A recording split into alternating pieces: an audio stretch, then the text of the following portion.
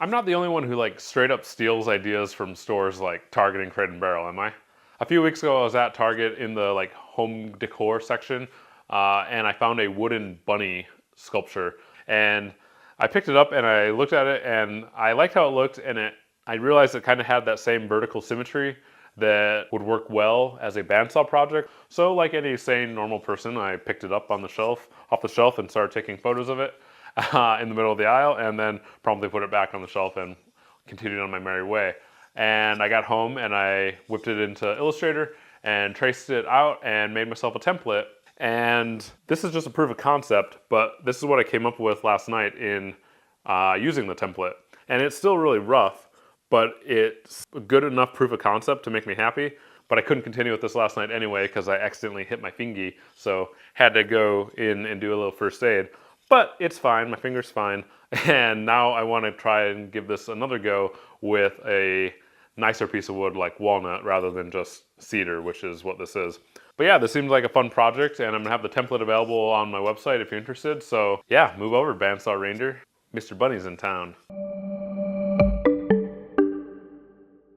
I can sometimes be a bit of a tease when doing a project like this, so before we get too in the thick of it, let me show you the final, better bunny made out of walnut. I really liked how it turned out, and while it's not perfect, it's about as good as I can ask for my first ever power carving project. I started by cutting my piece of walnut to size on my miter saw. After it was cut to size, I decided to be lazy, or extra, or both, and used my laser cutter to mark the bunny pattern on my wood blank. Please do not think you need a laser to do this project. Printing the template and gluing it on the side of the block of wood is what 99% of you would and should do. This was just honestly 5% easier as I was already out of my shop, and that way I didn't have to go in the house to fetch my prints and cut it out. With the bunny marked on both sides, I could cut it out on the bandsaw. I started with the tallest dimension, as it's easier to see where the scrap needs to be glued back on from the short dimension. If that doesn't make sense right now, you'll see what I mean shortly. You can throw your scrap away from in between the ears, but the scrap from the sides we need to keep and temporarily glue back on with hot glue. Try to place the glue on the outside of your cut line for the side profile. If you're wondering why we're gluing these back on, there's two reasons for this. One, the top piece contains our template markings, which we need. The second reason is that it gives us a flat, level surface to rest on the bandsaw table as we cut. Once the hot glue has had a moment to set up, we can immediately get to work cutting out the side profile. This profile is always easier to cut as we're not cutting through nearly as much wood. If you're relatively new to using a bandsaw, make sure to not take the turn super tightly or you may break the blade. Instead, either back out and start a new cut at the angle you need, or shimmy around a little bit at the transition point to make room for you to rotate your workpiece around the blade. So you could totally stop here and just have it kind of be a rustic, blocky bunny. It's identifiably a rabbit, so from a distance especially, you could get away with it looking kind of unfinished like this. But I want to take it a step further and really find that rounded, organic rabbit shape inside. So what I'm going to do is I'm going to take it over to my belt sander to get rid of some of the larger chunks that I know will be going away, such as the back right here. I'm going to basically turn these 90s into 45s, get rid of some of the detail here. The face is also really square right now, and this will be more of a, an oval shape once we're done. And then I'll use my burr bit in my Dremel to really find the organic bunny shape inside. So I just got done on the belt sander and it already looks a lot better, especially in the face. I've got much more of a rounded shape. Unfortunately, I can't get to the chin really, and there's just areas on the side, like by the ear, where I've got bandsaw lines. So that's where the burr bit inside the Dremel is going to come in, and we're going to do that next. This is a little chunk of spinning metal that's going to really take this project to the next level. You've heard me describe it as a burr bit a few times, and this close-up really shows where that name comes from. It's literally covered in a ton of tiny metal burrs that grab onto the wood and clear it away as it spins. I started by doing a first pass all around the rabbit's body to bring the entire surface to the same level of roughness so that I could more easily see what needed my attention. After that, I focused on the most obvious bandsaw lines that were left behind from the initial cutting. I also gave early attention to the hard 90-degree angles that were difficult or impossible to reach with the belt sander to give it a more organic shape. Then, I mostly just went with the flow, working on what felt to be calling me in the moment. For the bunny's tail, the bandsaw just left a wide chunk the entire width of its backside, so I brought it in from both sides and smoothed it out until it more resembled Peter Cottontail's cotton tail. I mentioned earlier that this was my first power carving project, and true to the name, I really found it worked well to kind of treat this like a carving knife, sort of pulling it towards your thumb. Now obviously if a carving knife makes slight contact with your thumb as you pull it towards you, that's generally okay if you have good control, so it might not seem wise to be doing that same thing with a literal spinning medieval mace, but I didn't find it problematic as the direction of the spin makes the bit want to pull away from you, so I found it generally safe. Speaking of safety, you may notice I'm wearing a glove with my non-tool hand. In most woodworking applications, you don't want to be wearing a glove, as the glove getting caught in the blade can pull your arm or hand in, making your injury far worse. Here are my thoughts on that.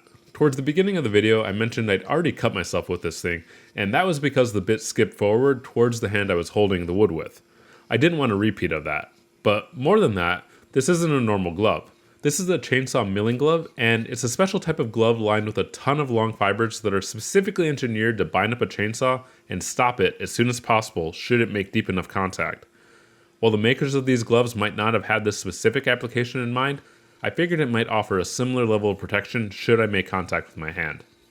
Sure enough, I did make accidental contact with my hand right about here, and the glove protected my hand from damage and also survived the blow itself since it didn't cut very deep. Definitely still scares you in the moment though. Despite the few scares, this was otherwise a really fun and kind of relaxing project.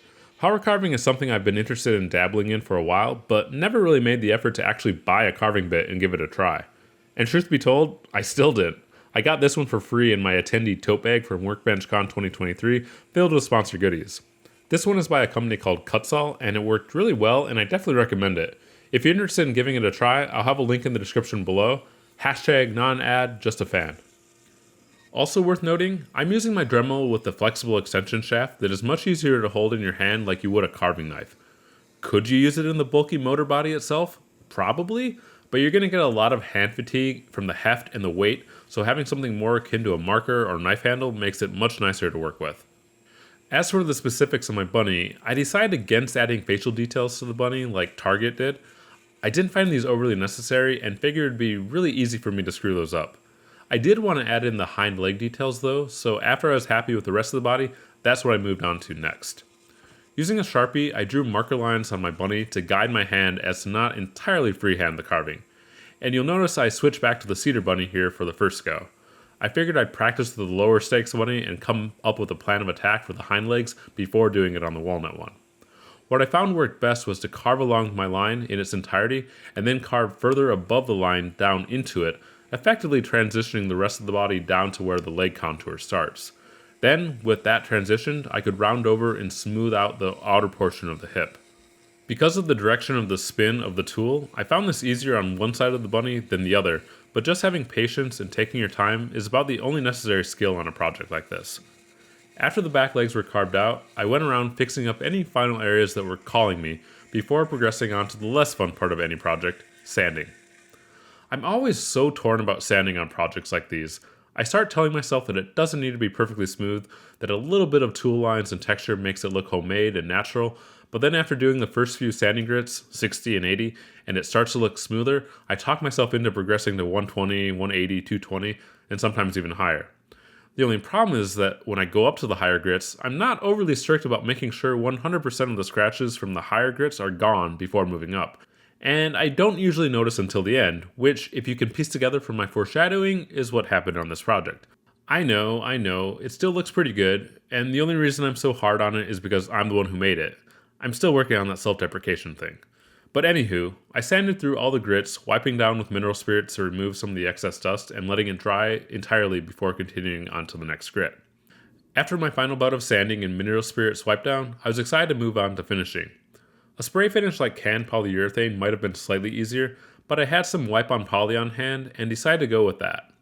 This bunny was large enough that I could reach all of its nooks and crannies with my cloth without being so large that it was tedious to do by hand. Per the directions, I let it dry for a few hours between coats, doing a light sand between each.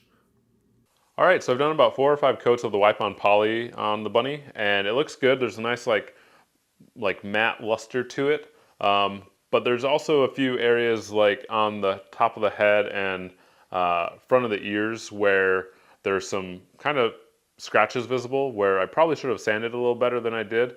and I didn't realize it until I got to the higher grits. So I think I'm going to try to put a layer of paste wax on top of the polyurethane to try to buff a few of those out. I know it's not going to be perfect. There's scratches are still going to be there, and you can't just fill scratches entirely with paste wax and expect it to be perfect. But I think it'll help a little bit, and then it'll also give me the ability to kind of buff to the luster I'm looking for, which is a smidge shinier than this, I think, just to kind of show some of the details in the legs and whatnot. And I know paste wax isn't the most durable of finishes, but for smaller decor items like this, I find it super easy to apply and get a very light film finish that's super flexible in terms of getting the sheen you want with a little bit of buffing. So there you have it. A power carved bandsaw bunny, perfect for any Easter mantle decor. And if you like this project, be sure to check out my bandsaw projects playlist. Cheers!